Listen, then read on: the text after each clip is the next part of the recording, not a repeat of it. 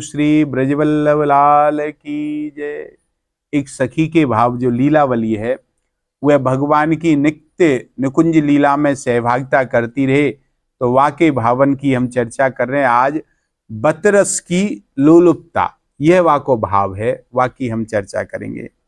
निकुंज को एक कक्ष है और रात्रि को समय श्री प्रिया प्रीतम ने ब्यारू कर लियो है और वे सिंहासन पर बड़ी प्रसन्न मुद्रा में बैठे हुए हैं दोनों। श्री ललिता जी प्रिया प्रीतम को तांबूल अर्पित कर रही हैं। प्रियतम ने एक वीणा उठा करके प्रिया जी को खिलाई दियो है और दूसरो वीणा प्रिया जी ने प्रियतम के ताई खिलाई दियो। दोनों ने एक दूसरे को वह वीणा खिलाई दियो है। महाराज वीणा प्रिया जी ने उनको खिलायो, प्रियतम ने उनको खिलायो। श्री ललिता जी और अन्य जो सखी मंजरी सहचरिया सब आसपास प्रिया प्रीतम की खड़ी हुई हैं वह निकुंज में। तभी प्रियतम ने मनोहार के स्वर में प्रिया जी से निवेदन करो, क्या एक बात पूछूं? तो प्रिया जी ने प्रियतम की दृष्टि से दृष्टि मिलाते भये कहो, कहा बात है, पूछो ना प्यारे, पूछो। प्रियतम कहवे लगे कि अभी बात मन में उभर आई है तो पूछने को मन है रहे हो, इच्छा जागी है। तो बोले पूछो प्यारे। वो कह रहे हैं प्रियतम की शाम को फुलवारी में पुष्प चयन कर रहे हो हत्यो और एक गुलाब को फूल लेने को हाथ बढ़ायो तो कांटे के बीच से हाथ बढ़ानो पड़ो और मैं विस्मय करने लग्यो कि कांटे के बीच में गुलाब, यह भलो कैसी बात है, कांटे के बीच में गुलाब कैसे आएगो, ये मेरे मन में भाव आयो। तो प्रिया जी ने कही, मधुर मधुर मुस्कुराते हुए बोली, कहा ठीक तो है, ये उचित ही तो है या मैं अनुचित कहा है प्यारे? यह क्यों नहीं सोचते कि देखते देखते ही कांटे के बीच में भी गुलाब खिल सके और खेल सके। एक बात और, कांटे के बीच में खिलने खेलने के पीछे वह गुलाब को मनोरथ कहा है, यह समझनो है। तो कांटे की कंकड़ कंटक से भरी दुनिया को आबाद करनो, अपने रूप से, अपने रंग से, अपनी गंध से उनको जग में वर्ण्य बनानो, उनकी कटीली बस्ती को रंगीली कर देनो, यही वह फूल को खिलवे को भाव है। आहा, प्रियतम ने एक और प्रश्न करनो चाहो, एक बात और पूछूं प्रिया जी। यह बात उभरी थी यमुना जी के स्नान करते समय। प्रिया जी बोली, पूछो प्यारे, या में भी का बात है, आप पूछो जो मन में भाव है।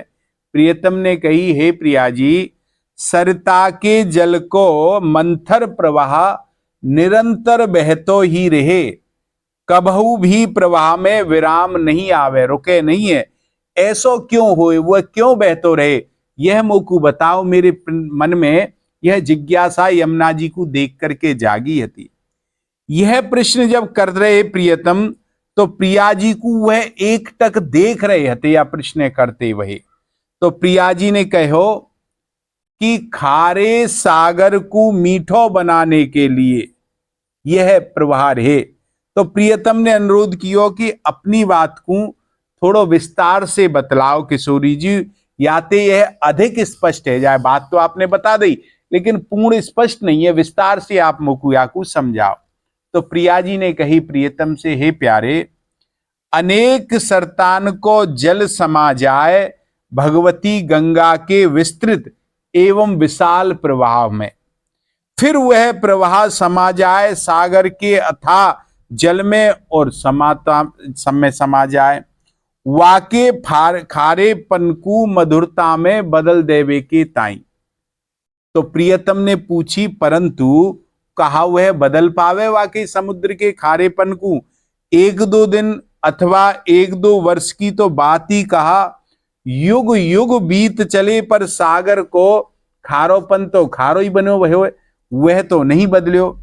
तो प्रिया जी ने समझाते वही कही कि यह सरिता को समर्पण फल साक्षेप नहीं है, एक महान उद्देश्य की सिद्धि के लिए सरिता के जीवन में समर्पण ही समर्पण है महाराज।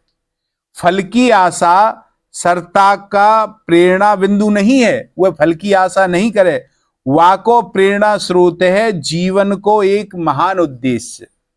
वाको महान उद्देश्य है सागर को मधुर बना देना और अपने प्रभाव को मीठो जल अनवरत प्रदान करते रहने से वह भी तो रह सके कि कभू भविष्य में सागर के जल में खारेपन को नाम भी बात नहीं रहे महाराज, सब मीठो हो जाए, सागर को सबरो जल मधुर रह जाए, ऐसो भी तो रह सके। तब प्रियतम ने उल्लास भरे स्वर में कहो, अति सुंदर अति सुंदर।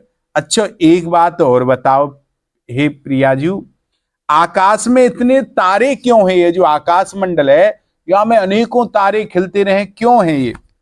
आज प्रियतम के प्रश्न समाप्ति नहीं है रे, एक प्रश्न को उत्तर मिले तो दूसरो प्रश्न है जाए। और श्री प्रिया जी की मुख मुद्रा देख करके पूछने को उल्लास प्रियतम को बढ़तो ही जा रहे हो। और समीपस्थ जो सखियां मंजरियां सहचरिया भी वह दत्त चित्त होकर के उन युगल की दोनों की परस्पर जो चर्चा बातचीत है वाकू सुन रही हैं महाराज। श्री प्रिया जी अपने कोकिल कंठ से मंद मंद स्वर में कह रही थी जा रही हैं कि ये तारे नहीं है प्रियतम, अर्चना के फूल हैं ये, इन्हें आप साधारण तारे मत समझो। रजनी इन तारों के समीप के द्वारा चंदा को अभिनंदन कर रही है चांद को, और वह चांद ने ही रात की कालिमा को चांदी सो शुभ्र बना दियो है। और जो अपनो धन लुटाए करके दूसरे की कालिमा को रूपैली बनाए दे, वाके गीत क्यों नहीं गाए जाए, वाको स्वागत क्यों नहीं करे जाए। प्रियतम बोले अच्छा एक बात और उभर आई है प्रिया मेरे जी मेरे मन में, ये बादल क्यों बरसे भाई, बादल काई के ताई बरसे? तो प्रिया जी उल्टे एक प्रश्न कर बैठी प्रियतम से, पहले आप मेरे प्रश्न को उत्तर दो। वन कहा आपके प्रश्न को मैं बाद में दूंगी, पहले मेरे प्रश्न को उत्तर दो। पहले तुम बतलाओ कि कभू कभू तुम्हारे नैन ये सजल क्यों है उठे, और कभी कभी वह सजलता दोनों कपूलन को क्यों बहुत भिगो दे आपके इनको, ऐसो क्यों होए प्यारे, आप याकू मोकू बतलाओ। तो प्रियतम बोले हे प्रियाजू, यह तुम क्यों पूछ बैठी और इन सखी मंजरी सहचरीन के समक्ष उत्तर देते नहीं बने मोकू। जब तुम पूछ ही लियो है तो सच्चाई सुर में इतनो ही कह सकूं हूं कि वह सजलता उभर आवे इन सखी मंजरी सहचरीन के स्वार्थ शून्य सेवा भावना को देख करके, इनके आत्मोत्सर्ग को देख करके अंतर की द्रवणशीलता कबहू कम होती ही नहीं है, वही आर्द्रता कबहू कबहू छलक करके बाहर निकल आवे। प्रिया जी बोली हे श्याम, मेघ भी वही करें जो आपके नैन करें, वही मेघ करें। कौन जाने इन्होंने शायद तुमसे ही प्रेरणा ली हो, मेघन ने भी महाराज।